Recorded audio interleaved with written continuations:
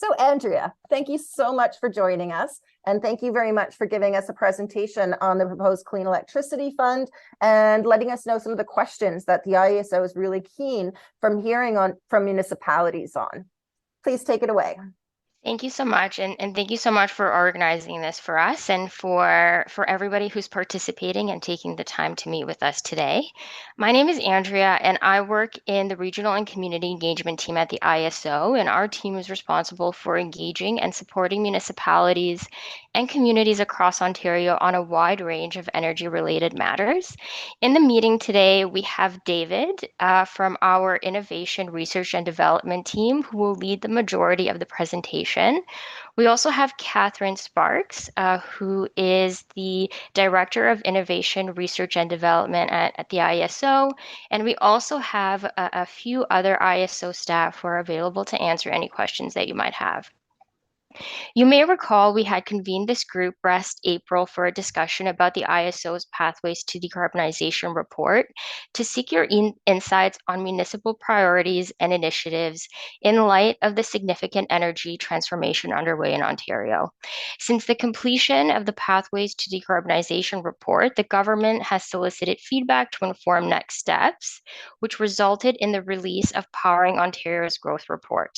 This report contained a number of actions, including a request outlining considerations to develop a future clean electricity fund, which is the focus of our discussion today, and David will provide more information very soon. The fund presents a unique opportunity to collectively shape Ontario's clean electricity future, and together we want to understand your insights and recommendation as the report is being developed. Thank you so much to Gabby for just laying down the ground rules for all of the logistics. In addition to sharing any comments through the chat function, we could also encourage you to raise your hand if you wish, and we can start to take comments. You know, we do have an hour reserved, but in the event that we don't get to all of the questions or comments, we do encourage you to also submit them by email to our team, and we'll just share more details about this very soon. So with that, let's get started. Today, our team will start off by providing an overview of the electricity system, how the electricity landscape is changing, and the IESO's role. Then David will walk you through the details of the fund, including the proposed streams. And we also want to have a preliminary discussion to understand your insights and recommendations. And at the end of the meeting, we will share more details around what to expect.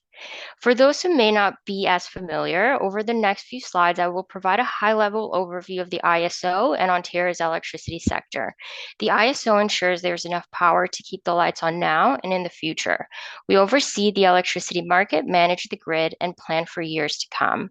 As part of this, we work with the generators of electricity, the transmitters of the high-voltage electricity across the provincial system, and the local distribution companies that provide power to homes and businesses in your community. To ensure an adequate and reliable supply of power, the IESO is also committed to support initiatives that will increase the reliability and cost-effectiveness of the electricity system to meet the future needs of communities across Ontario. As you may be aware, this is a pivotal point for the electricity system. After years of having surplus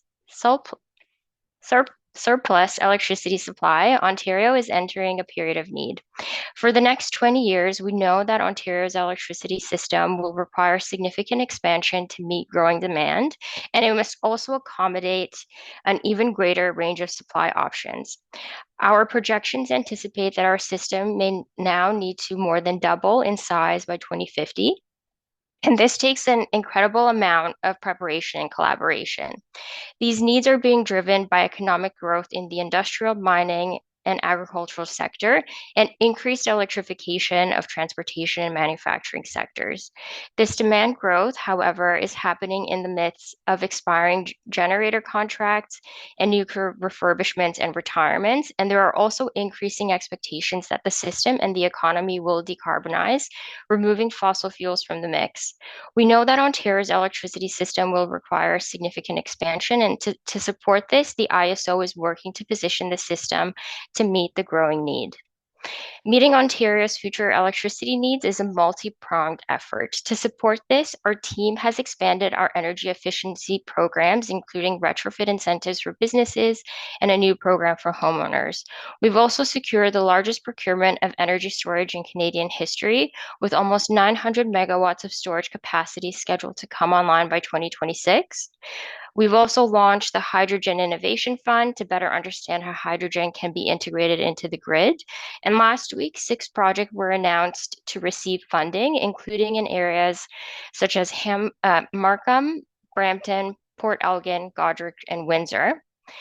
4 new transmission lines are also being built in Northern Ontario and another 5 in the south, and more on the way to unlock the potential of communities as part of Powering Ontario's growth plan.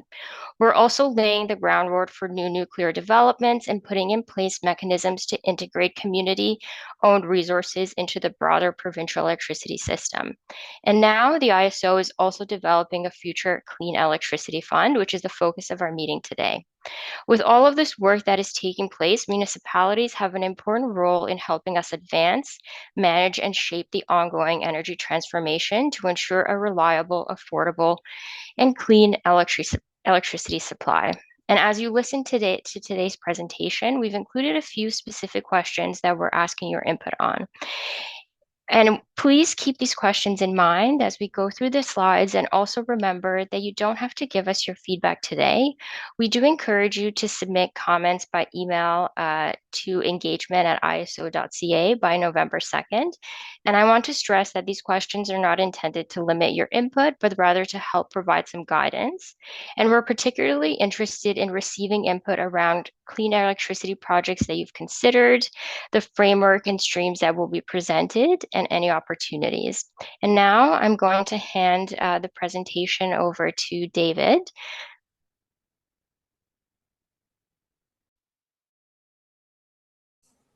Great. Thank you, Andrea, and thanks everybody for joining us. I'm Dave Richardson, lead for policy research and development in the innovation group at the IESO, and I'm leading the report back to the Ministry of Energy on this request for a future clean electricity fund. So if we can move to the next slide, or do I have control? I'm not sure. So yeah, we got a bit of the background here. The ministry released the Powering Ontario's Growth Report in July, and as part of that, they gave the IESO a number of requests in a letter for different report backs and initiatives to undertake. And one of them was to look at a future clean electricity fund. There were a few major priorities associated with that ask. One is to focus in on large priority projects. One is to help offset future costs for ratepayers. And a third is to ensure meaningful opportunities for Indigenous community participation. So those are kind of the goals we have in developing options for this fund. So next slide, or can I do that? And so yeah, I kind of covered that there. So we can move forward, but as we've said, we are looking for your input to really shape this fund and make sure that it really leverages the money to best value in the province. And so when we talk about new clean energy projects, there is the consideration that could include transmission expansion, especially when you consider the scenario that was brought up in the Pathways to Decarbonization study, where the system is potentially doubling and you need to double or triple your clean energy supply. That requires a fair bit more transmission and distribution infrastructure to move all those electrons through the province. And so there is openness at this point to considering how the fund could be used to support transmission expansion that would facilitate new clean energy projects.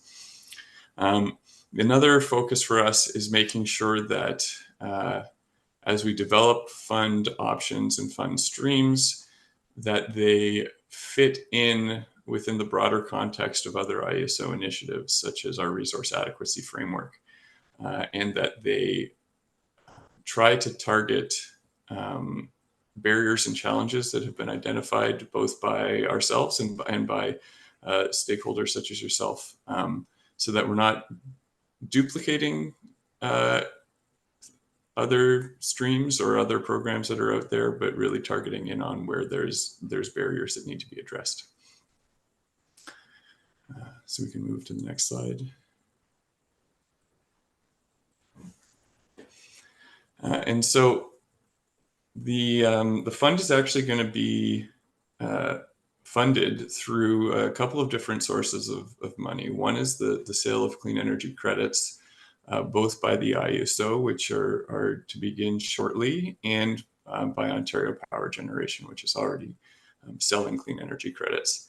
And the other area of funding is going to be proceeds from Ontario's emission performance standard, which is our carbon pricing system for large industrial emitters and natural gas plants on the electricity system. So as that carbon price increases over the next decade, the amount of money is expected to increase as well. However, we're still developing exact forecasts with input from the Ministry of Energy as to exactly how much money that will be moving forward. Next slide, please.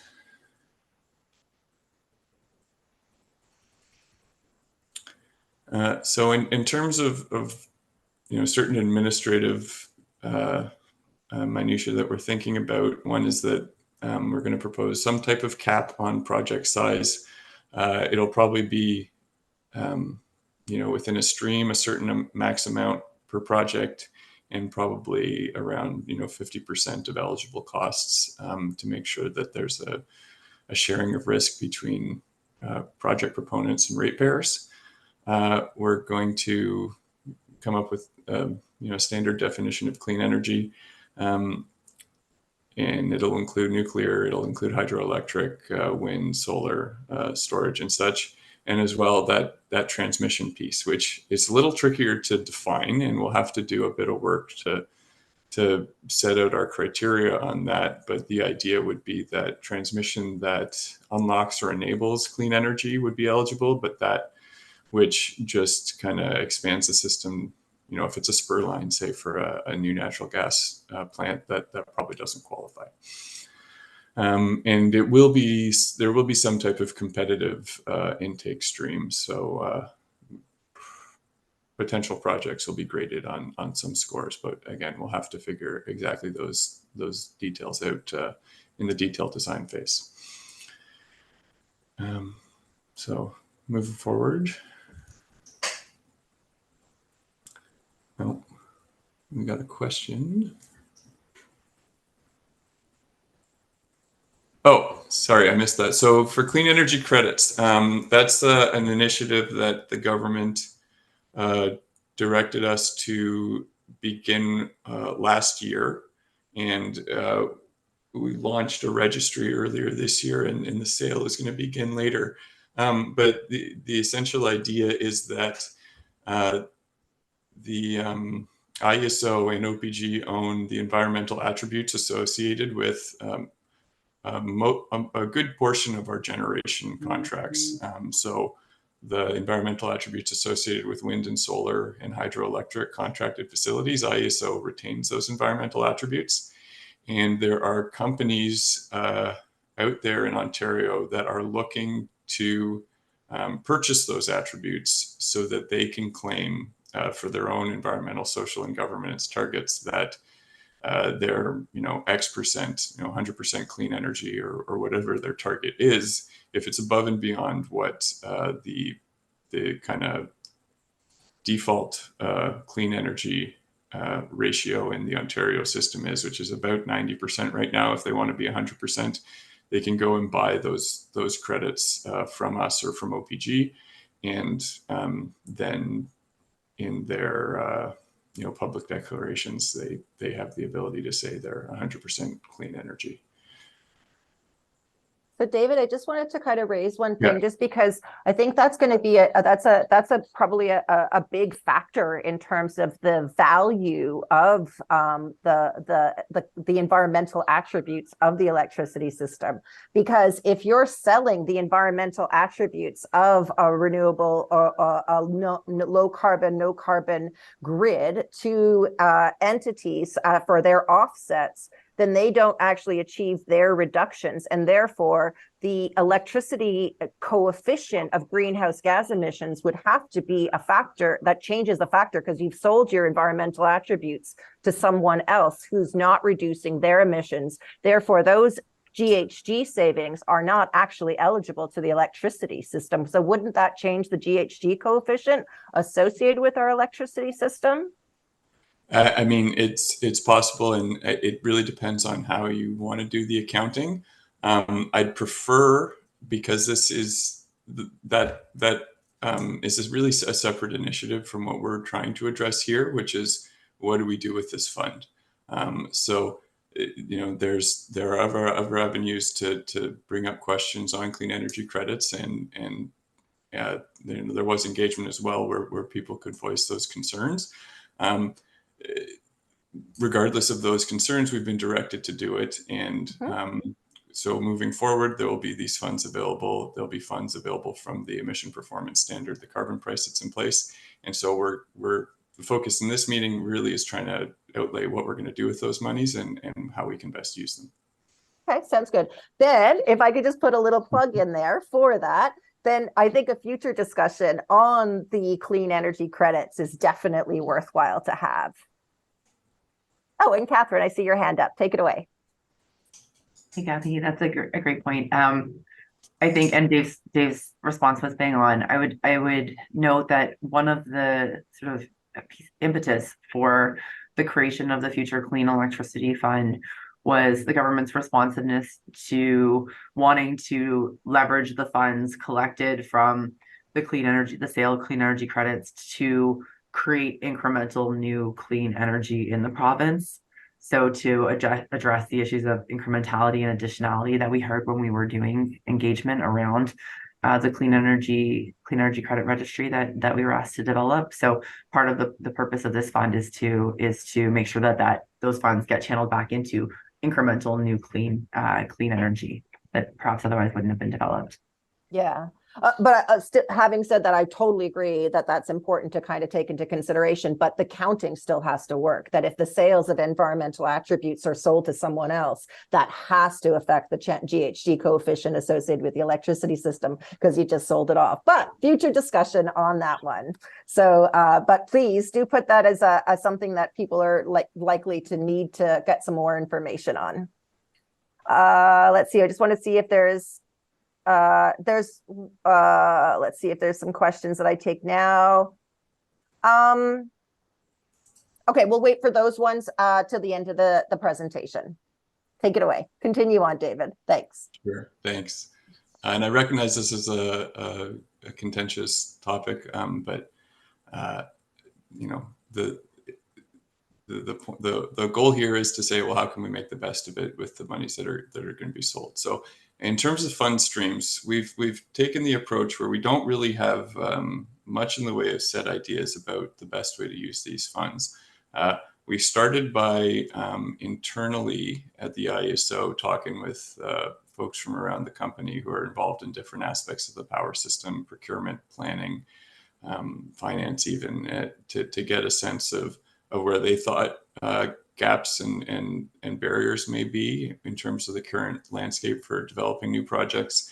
And we kind of brainstormed a list of different potential streams. And now we're bringing those out public, and we've talked to a few groups of people already. And what we're trying to do is get feedback on the ones we came up with and see if there's other ones that we've missed that you think would be really helpful in advancing clean energy projects in your community. So if we can move to the next slide. As I said, we've identified a bunch of lists. We expect this list to change. The goal by the end of the report, and I should mention the report is due back to the minister by the end of this year, so December 31st. Our goal is to start narrowing this list down some. and then let the ministry choose which options they think they're most interested in.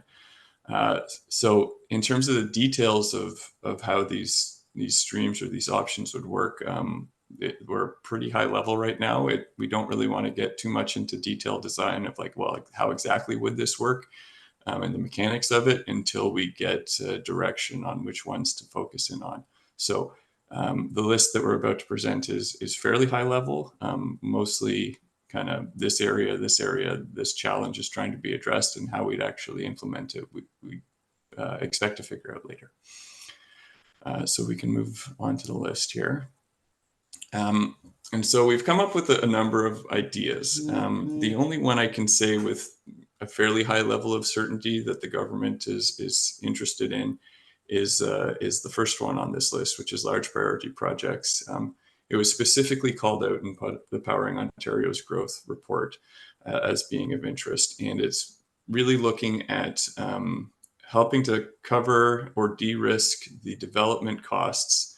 And by development costs, we're referring to siting, like engineering design, getting municipal and Indigenous support, those types of things, not actually building, but all the pre-work that goes into a project before it gets built, on large priority clean energy projects with long lead times. And things that, you know, would qualify for that are, say, at the new nuclear facilities they're considering at Bruce Power, hydroelectric facilities, things that take a number of years and are quite intensive to design and build, and don't really fit into the kind of 3 to 5 year lead time associated with other competitive IESO procurements. So that's kind of one stream we're fairly confident on that it'll move forward, but we don't expect that all the money from the fund would go to it every single year, and that means there's other things we could do with it. So we've tried to come up with some other ideas that could be helpful. So the first one is customer-sided energy. We recognize that you know, be it permitting or be it the actual capital cost, these may be barriers to getting new clean energy behind the meter to offset some customer loads, and that could be, you know, residential, commercial, industrial, institutional, municipal loads.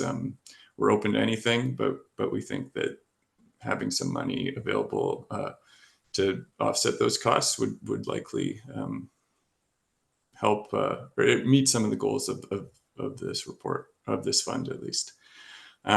There's a potential idea for competitive transmission support. So when the IESO, we now hold competitive transmission procurements, and there's only usually a few project proponents who have expertise or the resources to submit bids. So maybe if we fund some of that development cost or offset it, we'd get more competitive offers and drive down cost or come up with more efficient designs.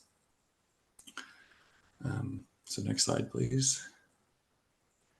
The Indigenous energy participation was an important consideration. Sorry, I just see my dog is in my neighbor's backyard somehow. The Indigenous energy support. So IESO currently runs an Indigenous energy support program, and it's funded through Global Adjustment.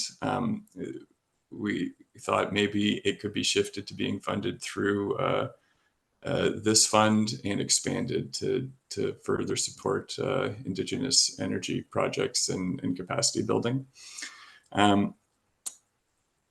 We also know that in IESO procurements, I think he'll probably wander back. My dog, sorry, Catherine just asked me a question. We'll get through it. He's pretty old. He won't go on the road. The community support stream. So the idea being in IESO procurements, we now require that the municipality endorses and signs off on the project, but we recognize that there is potentially a lack of resources or or capacity within the community to give that support or understand what would be required to sign off on it.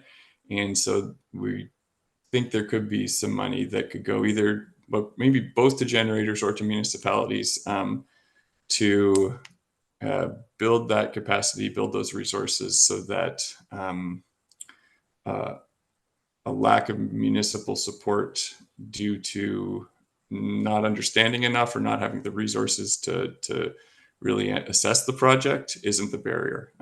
Obviously, if a municipality still is just flat out against the project and well informed in that decision, that is within their purview. But we think there's a stream that makes it so that resourcing is not the barrier, could be useful.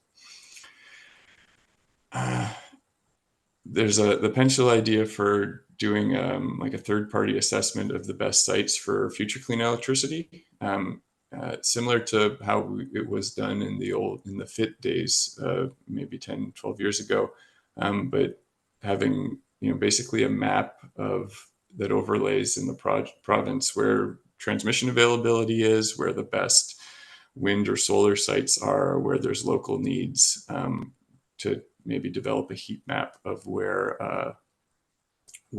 the best projects may be, so that we're not having multiple different project developers and generators scouring the province and doing the same task.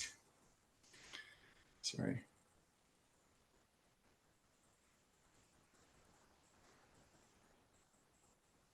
David, Jamie, we will be going into the questions after, like as it goes on to it, but wanted to give you just a chance to go through it, but we will have definitely discussions afterwards if you. Yeah. Jamie, are you the same Jamie that asked that basic question a few days ago in a different one? I did, yes. Right. But no, but I just said specifically in this municipal context, it's a big headache, especially, unfortunately, in London, all the people who are really super keen on net metered solar through the HER Plus program happen to be in the part of London that is served by our old transformer station. So. Yeah.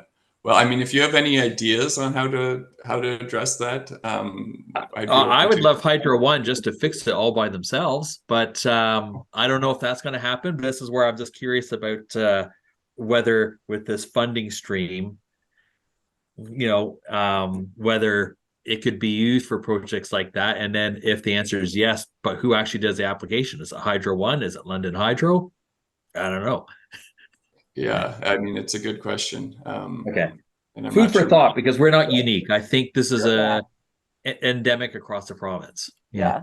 And there's also a lack of transparency on where the limitations in the distribution system are relating to net metered hookups. But David, you're saying that this wasn't the original, like, is this the thinking that this distribution system investments that need to be made to enable renewable systems to connect to the grid, that isn't something that would be considered as part of this stream? That would probably need to be done elsewhere? Or is this something that you're looking for opening up to? This possibly could be something associated with this fund? Totally open to where you are identifying barriers and thinking, hey, some money could help this, let us know. Okay. I can't promise I know the solution to figuring out like that type of thorny question, but we can think about it. And if there's, general consensus that this would be worth pursuing, then we can get a bunch of I definitely know there probably is general consensus that this is worth, like, this is a serious issue that is limiting the installation of renewable systems and therefore taking less pressure off the grid. It's Hydro One. And I don't think it's only Hydro One. It's definitely it goes across almost all utilities for the most part in terms of investments that need to be made to the distribution system in order to open up the opportunities for renewable connections to the grid through the net metering system. So I definitely think that's definitely one. My general feeling on that is that this fund it would be bombarded with the investments needed, which would limit the outcomes you're hoping to achieve with this fund. Like, I think this is a bigger problem that definitely needs a separate conversation across municipalities, utilities, and the IESO for sure. And we Is it- can also take follow up with maybe Jamie after this meeting, just to further understand those capacity needs, because the ISO does lead planning at the bulk and also the regional level. So we can connect after this meeting, Jamie. I would say also that it's not just London. It's Well, actually it's like, not just London. yeah, I think this all is of a huge Pickering issue. is, yeah. The Like I think, York region suffers from it with Electra. There's a whole yeah, whole issue. yeah. Like I say, I think I agree. It's not unique to London. I mean, we're fortunate that we have roughly 2/3 to 3/4 of the city that can use net metered. I think I heard that like City of Pickering, for example, can't do anything with this is what I recall hearing. So it's definitely a problem that's an issue across the whole province. But I mean, and this is also, we'd have to involve London Hydro and also other LDCs in these discussions, because I don't know whether the situation at the Talbot transformer station is unique or not, but I suspect it's not. Just highlights a good future discussion that would be very worthwhile. Right. Yes. Thanks for bringing that up again. I think if we go to the next slide, actually, we do have LDCs are next. We were coming at it from the perspective of the permitting and approval processes, but if it's actually infrastructure too, then we could expand that idea. So also happy to, if you want to submit feedback on that, what's more of a bottleneck for you at the distribution level? Is it actual infrastructure, resourcing to provide those permits and approvals, or is it both? I'm happy to get that feedback. If we move to the next slide, we've got a few more. This one is a little higher level, and it speaks to one of the challenges we have in designing these streams in this fund, is that there's kind of competing needs of supporting development costs and providing value for ratepayers. And it's that if the kind of earlier in the development process you're funding projects, the less likely it is to actually get through the gauntlet of all that needs to happen before it's actually built and producing power. So one way to kind of circumvent that would be to just, once a clean energy project has successfully gone through a procurement process and now holds an IESO contract, that some of the fund could just be used to pay for part of that contract, so that it's not being paid out by ratepayers. And the final one in this, there's a few here that are fairly similar and will probably end up collapsing, but is that idea of building capability and expertise within communities to review and streamline project site approvals, so that when the time comes to decide whether to provide that municipal support for a project or not, resourcing and capacity are not the limit. So that's kind of the list of streams we have. I'm gathering that we should be expanding something here to include distribution systems upgrades to allow for more behind the meter generation. If we go to the next slide, yeah, so we can talk about next steps and then open it up for more questions and discussion. So moving forward. All right, perfect. Thanks, David. Yeah. So and I apologize for the bright lights behind me. I'm sorry about that, but no worries. I just wanted to get to the next slide, and I think then I can wrap up. So yeah, we're looking for your feedback in a few weeks. Our report's due at the end of this year, and then the future beyond the submission of the report, it's a little less clear timelines, but broadly speaking, we expect that at some point in Q1 or maybe Q2 of next year, we would get direction from the ministry on these are the streams we want you to pursue, and go ahead and start working on those. And once we get that clearer direction, we'd begin the detailed design where we'd figure out the hows and the whens and the whats of whatever streams are going forward. And that would bring us back out, going public with ideas and getting more input on how to really structure this in a way that works and helps everybody in the province. As to whether the report would be made public, that's a ministry decision. It's a political decision. So we don't know if the actual report will be made public, but when we do come back out to engage on the detailed design, we would share at a high level what we ended up submitting.